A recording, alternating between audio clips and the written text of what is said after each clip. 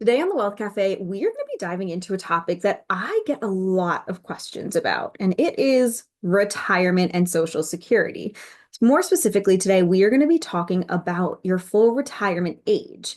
Now, the common misconception that I get, and I will explain why I get this one, is that full retirement age for Social Security benefits is 65. However, if you are born 1960 or later, it actually changed, and your full retirement age to qualify for Social Security is now 67. It's funny when we sit down to do a financial plan, I'll be sitting with prospective clients and they'll be like, well, I want to retire at 65. And I then let them know, I'm like, okay, just so you know, because of when you were born, if they were born after 1960, I let them know that it's actually 67. And they look at me and they're like, how could that be?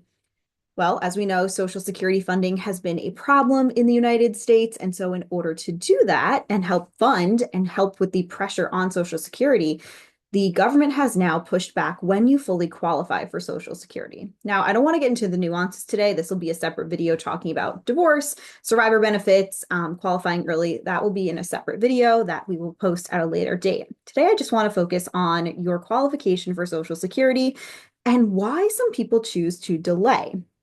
Now, you may decide, hey, I'm going to retire at 50, 60, way before you're eligible or fully eligible for Social Security benefits.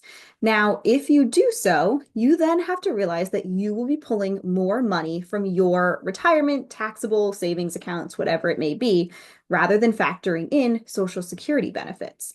This is something that you need to consider, right? A lot of people say, I want to retire early. The FIRE movement became really big. So not only are you elongating and expanding that time period that you would be retired for, you're also going to have a very big portion of time where you are fully having to fund that.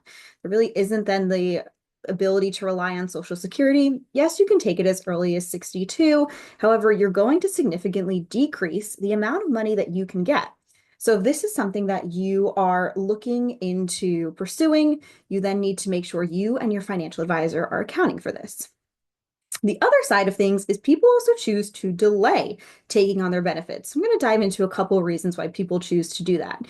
At 67, you could sit here and say, you know what? I'm still working, or hey, I don't need the money. I'm actually going to choose and wait to take my Social Security money. Now, you can delay up until the age of 70. And by delaying each year, you increase your benefit of what you can receive by 8%, aka what markets would return. So some people choose to do that because they may not need the money. They may sit there and say, hey, 8% more, and I don't need to take the money. Great, I'm going to do that. They might first see themselves living a very long time and they know longevity runs in their family. And so they sit here and say, I'm going to wait and take that time so I get a higher benefit for the years that I am retired and alive. It's not uncommon, and I see this a lot with clients, is we're planning for their retirement not to 90, but to 95, 100. Longevity is a really big conversation that we are having. That's part of the reason we have such an issue we do with the Social Security system is that back when Social Security was first formed, most people actually didn't end up taking it. Or if they did, it was for a really short time period, something to the tune of 2 years. I don't have the exact statistic on me. However, it was a really short period of time. So you had people paying into the Social Security system for so many years, some not even using it or only using it for such a short period of time.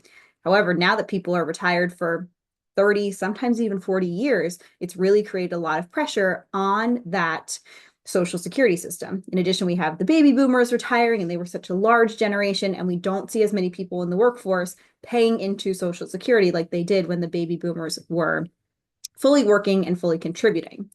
Now, you might also then be wondering, okay, so if I do take my full Social Security at 67, what does that look like? Well, make sure you remember that Social Security is part of your taxable income. So if you are pulling Social Security taxable funds from your 401k, traditional that is, not Roth, and any other income you may have, whether it's from dividends or other areas, maybe you're working even a part-time job, all of this is going to pool into your income and affect your tax bracket. And so for a lot of people, they also consider, okay, maybe I want to delay Social Security to help with my taxes. Maybe I want to sit here and pull more from my own money in the first few years to delay what I'm going to be taking in Social Security to help with tax brackets. This is something to work with your financial advisor and your accountant on to understand what does that financial picture look like for you and what do taxes look like. A lot of people look at me and they're like, you're going to tell me that my money from Social Security, I also have to pay taxes on? And the answer is yes. And don't forget it. There also is no way, similar to how you have a Roth side, there is no way to have this Social Security money be after tax, unfortunately. Maybe one day, never say never, but today is not that day. So these are things to keep in mind.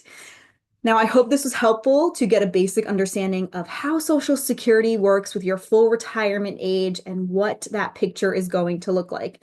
Your full retirement age might not be 67. You may want to work longer. You may want to retire sooner.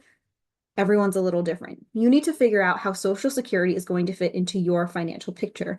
You may even sit here and say, you know what, I'm pretty uncertain about the Social Security future and the funding of it. I don't even want to factor that in. That's a really fair, response. I get that from a lot of people, and they say, take it out of my financial plan. However, that is something that's really going to impact how much you need to put away for retirement now and how many years that you may end up working. So all things to take into consideration, and everything is going to be tailored and nuanced to you. So make sure when you are working with your financial advisor and your financial team, communicate with them how you feel about Social Security, when you want to retire, and what full retirement age means to you. I hope this is helpful, and we'll be posting more videos about some of those nuances I talked about around Social Security. So keep an eye out for them and make sure you are subscribed so that way you get them right into your inbox. See you next week.